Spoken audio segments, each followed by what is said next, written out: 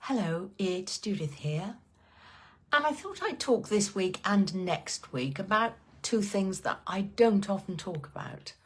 So I don't highly advertise that I can and do work with people who want to give up smoking or vaping, more later, and people who want to lose weight. So I'm going to focus this week on the smoking stroke vaping.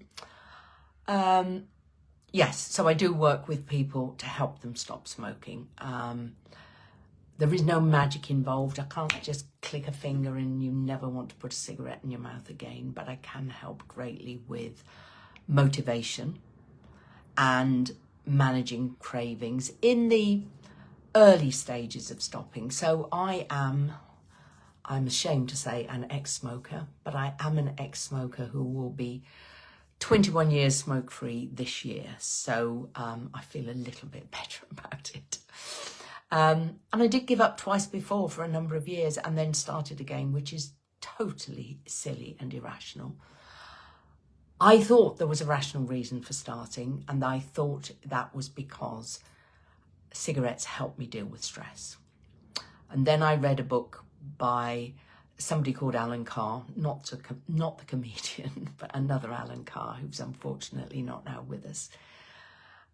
It was a book particularly for women giving up smoking, because often, and it was certainly true in my case, we're trying to balance weight control and smoking. As you know, I stopped smoking, I'm going to put on half a stone straight away, just because my metabolism has changed, and if I have the tendency to put on weight anyway, and if I'm likely to replace cigarettes with food, etc., etc.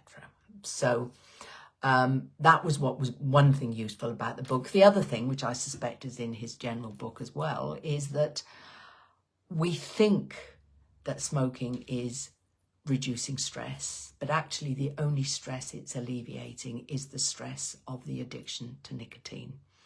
And that really, really made sense to me. So for a whole variety of reasons, including that one, I gave up. And I tell all my clients that, but also I tell them that, I wasn't fit to live with for a week. I really, really wasn't.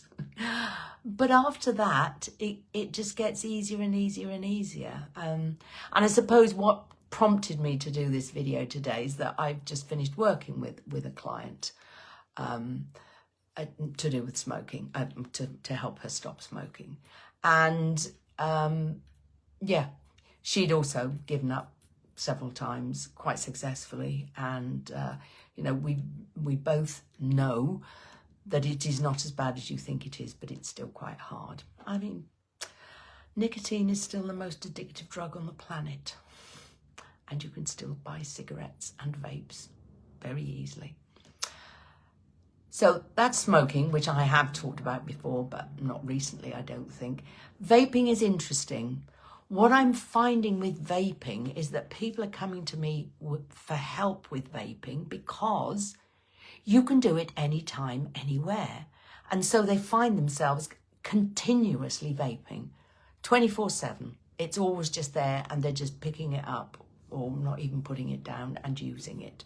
So actually, it's worse than cigarettes in that respect, because you really do become a slave to it.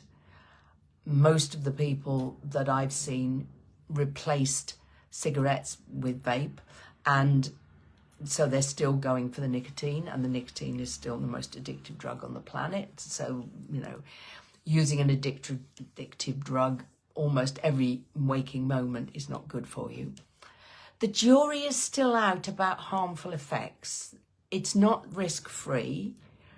I have read two opposing things recently. One, that it has very limited risk compared to cigarettes, and another one where it says it still causes lung cancer and certainly chronic lung disease and asthma.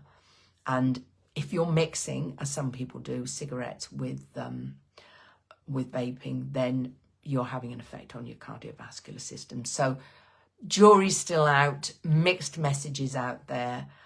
Don't assume it's risk-free. And being addicted to a really powerful substance is not a brilliant idea, is it? So if you're looking for or you know somebody else who is looking to give up smoking, vaping, or both, then I'm very, very happy to help them. But as I say, there is no magic cure.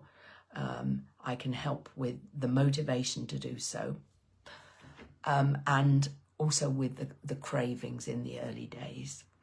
When I say I can help with the motivation, I can't create it in somebody who has no motivation at all to give up, who is giving up for somebody else. But I can boost a tiny little bit of motivation into something that is much more likely to help people to want to stop and to stop successfully. Okay, that's me for today, and I will see you again next week. Until then, as always, take good care of yourself. Bye.